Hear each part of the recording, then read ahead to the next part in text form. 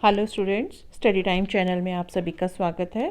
बेटा, आज हम कक्षा 8 विषय विज्ञान तिथि 16 दिसंबर 2021 का कार्यपत्रक 40 यानी कि वर्कशीट 40 करने जा रहे हैं। यह वर्कशीट हमें शिक्षा निदेशालय, राष्ट्रीय राजधानी क्षेत्र दिल्ली द्वारा प्राप्त हुई है। बेटा, इस वर्कशीट में हम चैप्टर जंतुओं में जनन के बारे में अध्ययन करेंगे, ठीक है। और आज हम जंतुओं में कायांतरण के बारे में जानेंगे कि कायांतरण जो है वो क्या होता है। तो पहले ये देखिए, कायांतरण। हम सभी जानते हैं कि मानव, शेर, कुत्ते जैसे सभी जीवों की संतान जन्म के समय अपने माता पिता से मिलते हैं। कि आपने देखा होगा कि जिससे मनुष्य की जो संतान पैदा होती है, शेर है, कुत्ता है और बिल्ली है, इस तरह से बहुत सारे जीव हैं।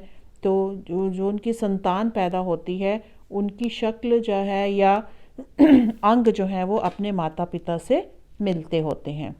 लेकिन क्या आप जानते हैं कि कुछ ऐसे जीव भी हैं जिनकी संतान जन्म के समय अपने माता पिता से नहीं मिलती। लेकिन कुछ जीव ऐसे हैं, जब वो पैदा होते हैं तो वो अपने माता पिता से बिल्कुल भी नहीं मिलते। मतलब उनके आकार, उनका अंग वगैरह जो हैं वो अपने माता पिता से बिल्कुल भी नहीं मिलते। क्या आप उन जंतुओं के नाम बता सकते हैं? तो अब हम आगे पढ़ते हैं कि कौन कौन से जंतु हो सकते हैं। रेशम कृमि के जीवन चक्र के बारे में हम कक्षा 7 में पढ़ चुके हैं। हमने 7वीं कक्षा में क्लास में पढ़ा था कि रेशम का जो कीड़ा होता है वो अंडे देता है कीड़ा, ठीक है। अंडे में से लार्वा निकलता है, लार्वे से फिर कैटरपिलर बनता है, कैटरपिलर से फिर रेशम का कीट जो है वो बनता है। तो वो कैसे कैसे था, ये देखिए, यहाँ पे पहले अंडा था, अंडे से लार्वा निकले या जिसको हम इल्ली बोलते हैं, और फिर वो उनमें ग्रोथ हुई, ठीक है। और वो फिर क्या बन गए, थोड़े बड़े हुए तो कैटरपिलर, जिसको हम प्यूपा भी बोलते हैं। और फिर उसके बाद वो किस में बदल जाते हैं, कीट में बदल जाते हैं। तो हम देखते हैं कि रेशम के कीड़े का कैटरपिलर या प्यूपा वयस्क कीट से बहुत अलग दिखाई देता है। तो जो ये वाला कीट जो बनता है, ये जो है वो कैटरपिलर से बिल्कुल अलग होता है, ठीक है। उसका रूप जो है वो बिल्कुल अलग होता है। यहाँ वयस्कों में पाए जाने वाले लक्षण नवजात में नहीं पाए जाते। मतलब जो लक्षण कीट में होते हैं वो लार्वा या कैटरपिलर में नहीं आते। मेंढक इस प्रकार के जंतुओं का एक अन्य उदाहरण है। तो हमने 7वीं क्लास में तो पहले हमने रेशम के कीड़े के बारे में पढ़ा था ना। अब हम किसके बारे में पढ़ेंगे, मेंढक के बारे में। तो मेंढक में क्या है, मेंढक के जीवन के चक्र में 3 अलग अलग चरण होते हैं। कौन से? पहला अंडा, ठीक है। अंडे से क्या बना, टैडपोल बनता है, जिसको हम लार्वा भी बोलते हैं। फिर यहाँ से वो क्या बन जाता है, वयस्क बन जाता है, मतलब मेंढक बन जाता है।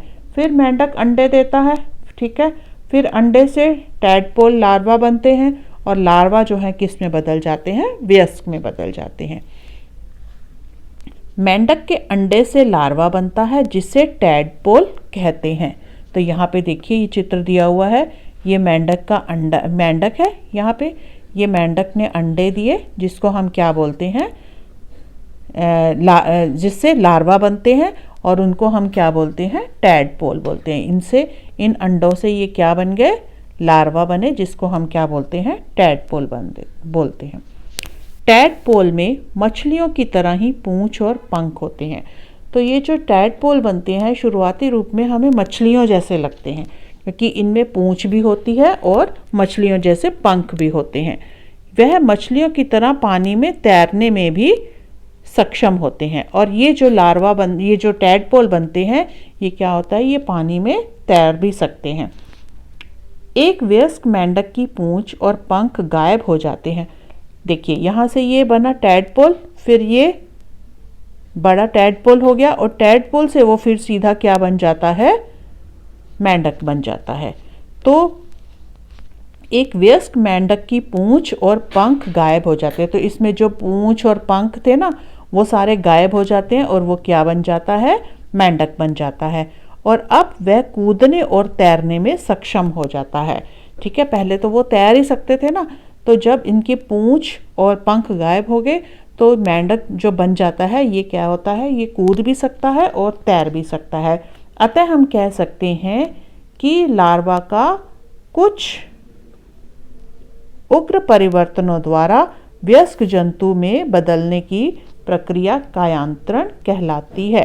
तो यहाँ पे ये देखिए, ये परिभाषा होगी कायांतरण की कि लार्वा का कुछ उग्र परिवर्तनों द्वारा वयस्क जंतु में बदलने की प्रक्रिया कायांतरण कहलाती है।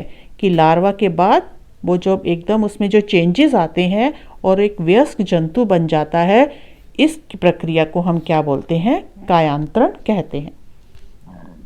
जैसे जैसे हम बड़े होते हैं हम अपने शरीर में किस प्रकार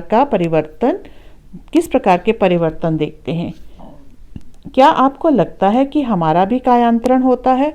निश्चित रूप से नहीं, क्योंकि मनुष्य में जन्म के समय में ही नवजात शिशु में वयस्क के समान शारीरिक अंग या लक्षण मौजूद होते हैं। तो जैसे आप देखो कि आपके शरीर में भी जैसे जैसे आप बड़े होते हो तो क्या आपको परिवर्तन नज़र आता है? ऐसा कुछ क्या हमारे में भी कायांतरण होता है? तो हमारे में कायांतरण नहीं होता। क्यों नहीं होता? क्योंकि जब आप देखो जो छोटा बच्चा होता है उसके जन्म के समय में ही सारे अंग जो हैं या जो लक्षण हैं वो सारे मौजूद होते हैं। मतलब कि वो सांस भी ले सकता है, खाना भी खा सकता है, ठीक है, सुन भी सकता है, देख भी सकता है, उसके छोटे छोटे हाथ होते हैं, पैर होते हैं और हर एक अंग, चाहे वो छोटे छोटे होते हैं लेकिन हर एक अंग जो है वो मौजूद होते हैं। तो इसलिए मनुष्य में जो है वो कायांतरण की जो है प्रक्रिया नहीं होती। जैसे ठीक है, तो ये हाँ यहाँ पे आ गया कि मनुष्य में कायांतरण की प्रक्रिया जो है वो नहीं होती। अब ये इसमें यहाँ पे है कुछ प्रश्न उत्तर हैं, उनके हम आंसर देंगे। तो पहला है कायांतरण को उदाहरण सहित परिभाषित करें। तो पहले तो ये इसकी हो गई, क्वेश्चन नंबर 1 का आंसर ये हो गया। यहाँ पे ये देखिए, लार्वा का कुछ अग्र परिवर्तनों द्वारा वयस्क जंतु में बदलने की प्रक्रिया कायांतरण कहलाती है। इसके 2 उदाहरण कौन से हो सकते हैं? रेशम का कीट और मेंढक। ठीक है, दूसरा है रेशम के कीड़े के जीवन चक्र को संक्षेप में व्याख्या कीजिए। तो यहाँ पे देखिए, हमने यहाँ पे था कि रेशम का कीड़ा जो है वो पहले अंडे देता है, ठीक है, अंडे में से लार्वा और निकलते हैं जिसको हम लार्वा या इल्ली बोलते हैं। फिर उससे क्या बन जाता है? कैटरपिलर बनता है, और कैटरपिलर से फिर क्या बन जाता है? कीट बन जाता है पूरा। ठीक है, तो ये आपने यहाँ पे समझा के पूरा ये चक्र जो है वो लिख देना है। तीसरा है मेंढक के जीवन चक्र का चित्र सहित समझाइए। तो ये आपने ये चित्र बनाने हैं दोनों, ठीक है, और इसमें जो यहाँ पे आपको समझाया गया है वो सारा आपने लिख देना है। ठीक है, तो ये आपका हो गया क्वेश्चन नंबर 3। फिर क्वेश्चन नंबर 4 है, क्या मनुष्य में कायांतरण होता है? तो अभी हमने डिस्कस किया था कि नहीं, मनुष्य में कायांतरण नहीं होता। क्यों? क्योंकि यहाँ से देखिए, मनुष्य में जन्म के समय में ही नवजात शिशु में वयस्क के समान शारीरिक अंग या लक्षण मौजूद होते हैं। तो ये हो गया आपका क्वेश्चन नंबर 4। ठीक है, तो इसी तरह से आपकी ये पूरी वर्कशीट जो है वो समाप्त होती है। अगर आपको ये वर्कशीट अच्छी लगी है तो मेरा चैनल लाइक एंड सब्सक्राइब कीजिए और बेल आइकन को भी प्रेस कीजिए ताकि आने वाले जितने भी नोटिफिकेशंस हैं वो सबसे पहले आपको आपके मोबाइल पर मिल जाएं। थैंक यू बेटा।